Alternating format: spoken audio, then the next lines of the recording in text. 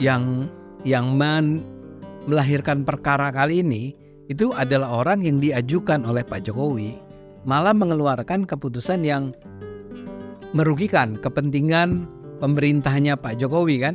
Ya. Menurut saya itu luar biasa. Menurut saya.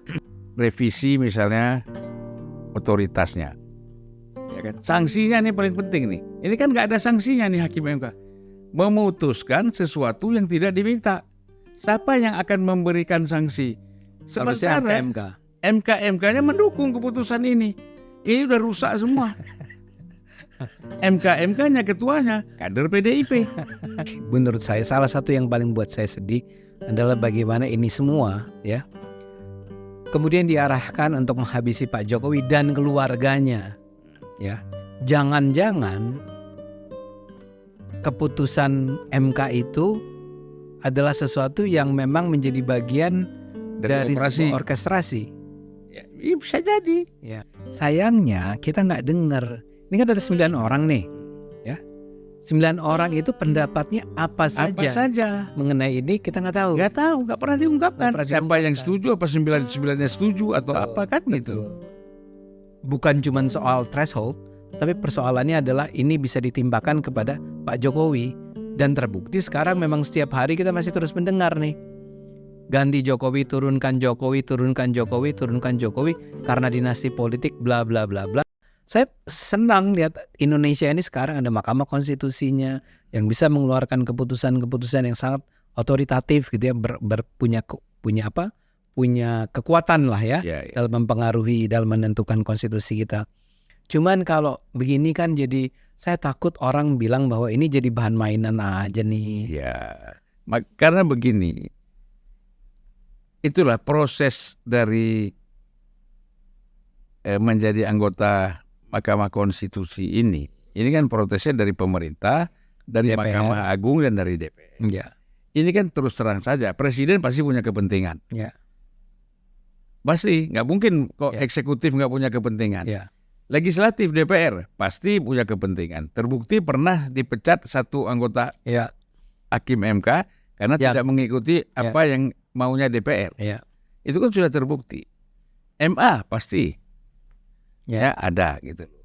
Nah, tapi kan yang menarik bahwa justru yang melahirkan perkara kali ini itu adalah orang yang diajukan oleh Pak Jokowi. Lu ya itu. Ya. Ya kan? Nah, padahal harusnya orang itu kan memenuhi bukan harusnya.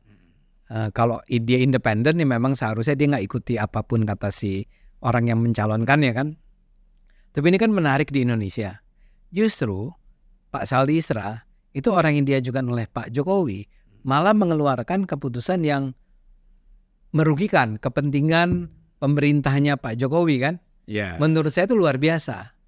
Menurut saya, ya. Ya, ini kan menunjukkan bahwa Jokowi di dalam proses mengajukan orang itu tidak melihat warna politik. Persis. Tetapi yang dilihat adalah dia ini kemampuan profesional dan segala macam. Ya. Nah, kemudian orang yang dicalonkan ini kemudian jadi, lalu dia berafiliasi dengan aliran politik atau kepentingan politik lain, itu kan betul. Udah bukan persoalan dari eksekutif atau legislatifnya ataupun yudikatifnya, kan gitu. Memang ini harus ada pembahasan secara serius lah. Betul. Sampai tuntutan bahwa MK itu memang harus ada. Setuju. Ya kan, itu harus ada. Tetapi kan yang perlu kita revisi misalnya otoritasnya. Ya kan? Sanksinya nih paling penting nih. Ini kan nggak ada sanksinya nih Hakim MK. Memutuskan sesuatu yang tidak diminta. Siapa yang akan memberikan sanksi? Sementara MK-MK-nya mendukung keputusan ini. Ini udah rusak semua. MK-MK-nya ketuanya kader PDIP. Iya kan? Rusak nggak ini? Saya senang bahwa yang ngomong Bang Zul ya. Oh nggak apa-apa. Kita kan memang tugas kita ngomong. Betul. Objektif. Kan gini, kita masuk anggota DPR tugasnya ngomong.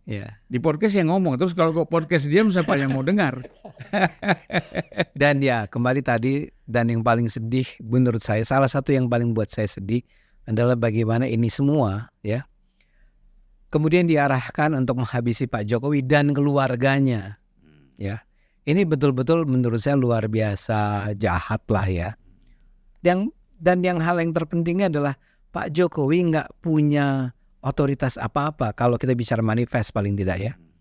Tidak punya kewenangan apa-apa untuk menentukan apa yang dilakukan DPR tadi yang Anda bilang sebagai seperti panik dan seterusnya yang ingin mengeluarkan RUU secara cepat dalam 2 hari. Itu kan nggak ada hubungannya sama sekali dengan Pak Jokowi, bukan atas perintah Pak Jokowi, dan paling tidak ada bukti-bukti sampai saat ini menunjukkan bahwa iya saya disuruh Pak Jokowi untuk melakukan ini. Kenapa tiba-tiba dia yang diserang habis?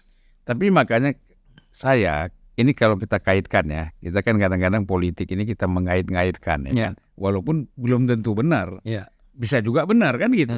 Misalnya kok tiba-tiba Pak Prabowo itu mengkritik soal intelijen.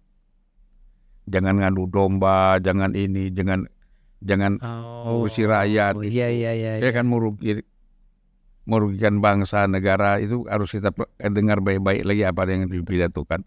Nah, jangan-jangan ada operasi memang ini MK. Ya kan, ada operasi. Sehingga kalau sudah kena operasi, dia nggak peduli lagi dengan nilai, dengan aturan. Yang penting ini harus diambil keputusan. Ya kan gitu. Sama kayak misalnya operasi Mossad, operasi CIA. Nggak ada lagi itu aturan PBB, aturan apa, pokoknya lakukan. Karena sudah operasi intelijen.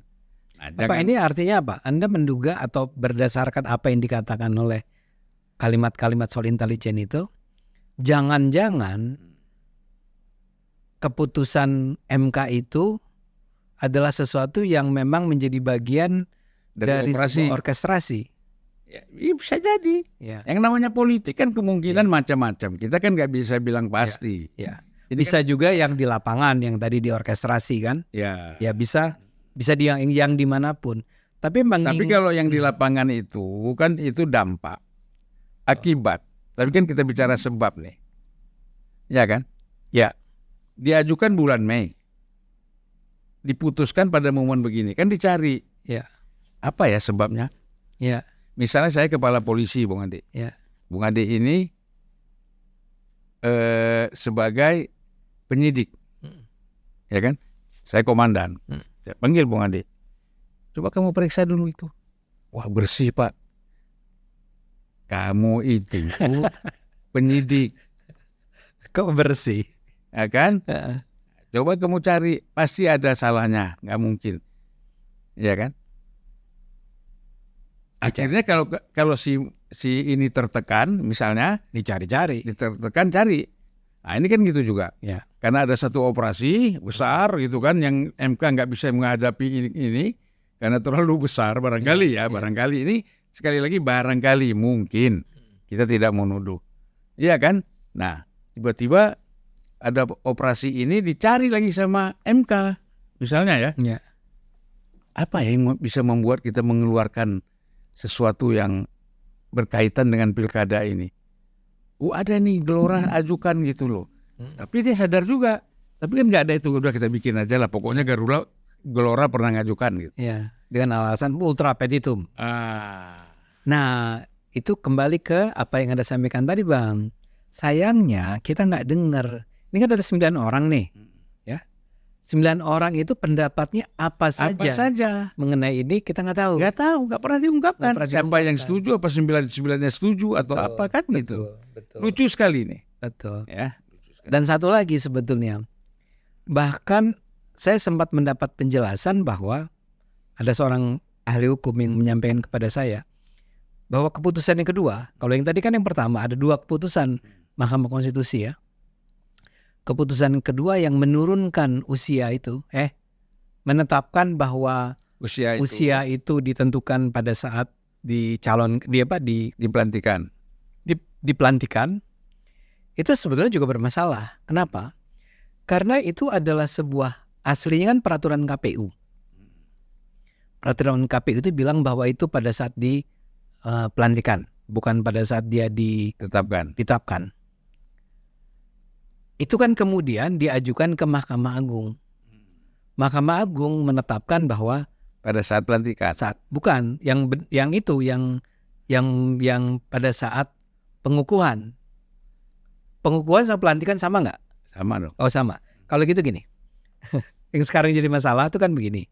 Semula KPU itu mengatakan usia itu ditentukan pada saat Penetapan calon. penetapan sebagai calon, ya, yang adalah sekarang, ya. Itu diajukan oleh mahasiswa ke Mahkamah Agung, karena yang digugatkan adalah sebuah peraturan KPU. Oke. Ini diajukan kata Mahkamah Agung bukan pada saat dia ditetapkan sebagai calon. Dia 30 tahun pada saat nanti kalau dia ditetapkan sebagai pemenang. Ya. Itu keputusan Mahkamah Agung. Nah, ini yang tiba-tiba saja diubah oleh Mahkamah Konstitusi. Memang memperoleh judicial review dari pihak tertentu yang minta agar ini diubah. Tapi sebetulnya kata si ahli hukum ini, begini loh, keputusan Mahkamah Agung itu yang menyatakan bahwa 30 tahun itu pada saat dia diangkat sebagai dilantik, itu sudah ditetapkannya dalam sebuah keputusan yang berbentuk lembar negara. Jadi keputusannya sudah sah sebagai sesuatu yang berlaku karena ada di lembar negara. Nah sekarang tiba-tiba saja Mahkamah Konstitusi mengambil sebuah keputusan yang menganulir apa yang sudah diputuskan oleh Mahkamah Agung. Dan itu adalah sesuatu yang sebetulnya tidak logis. Boleh nggak secara hukum? Boleh nggak secara hukum? Kalau menurut dia nggak boleh. Kan ini Mahkamah Agung, Mahkamah Konstitusi. PKPU urusannya di Mahkamah Agung, bukan di Mahkamah Konstitusi. Nah ini Mahkamah Konstitusi membatalkan apa yang diputuskan oleh Mahkamah Agung dan sudah termuat dalam sebuah lembar negara. Menurut dia itu nggak boleh. Nah ini yang sebetulnya menjadi masalah kedua. Sehingga pertanyaan saya bertambah yang kalau ngikuti logika Anda nih, there must be something wrong dengan keputusan MK. Atau kita menduga bahwa ada kepentingan politik tertentu di belakang keputusan MK berkaitan sama threshold. Tambah satu lagi, ada operasi tertentu. Ada operasi tertentu. Nah ini semakin diperkuat nih kesimpulan atau dugaan lah ya bahwa ada operasi tertentu ini karena ternyata nggak cuma soal threshold tapi juga soal usia. Yang usia ini pun harusnya dipertanyakan keberlakuannya. Ya, karena sudah disahkan oleh MA. Pertanyaannya apakah MK bisa membatalkan MA? Kan? Harusnya nggak boleh kata dia ya. Nah saya nggak tahu ini ahli-ahli hukum boleh berpendapat di sini. Tapi ini kan memang secara langsung yang terkena dari keputusan si MK yang membatalkan keputusan MA itu adalah kepada anaknya Pak Presiden.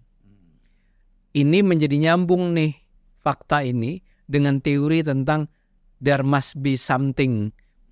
Pasti ada sebuah kekuatan yang berusaha mengarahkan agar bukan cuma soal threshold, tapi persoalannya adalah ini bisa ditimpakan kepada Pak Jokowi.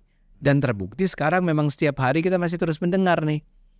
Ganti Jokowi, turunkan Jokowi, turunkan Jokowi, turunkan Jokowi karena dinasti politik bla bla bla bla yang sebetulnya tidak ada hubungan sama sekali sama threshold.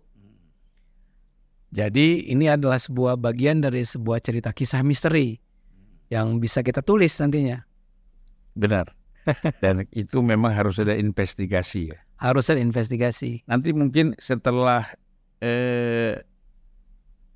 hakim-hakim MK ini berhenti, ya kan? Atau bisa ada orang yang bocor alus mungkin, yang Tempo bocor alus, mau menyelidiki apa yang terjadi di MK. Coba ke situ ya. Kalau kita minta ya ke bocor alus nih. Nah, kita minta bocor alus. Kan bocor alus biasanya punya sumber-sumber informasi yang nggak kita ketahui. Masing-masing podcast itu kan memang ada kerjanya. Dan khusus untuk ini, persoalan putusan MK ini kenapa bisa terjadi seperti ini, nah ini tugasnya bocor alus.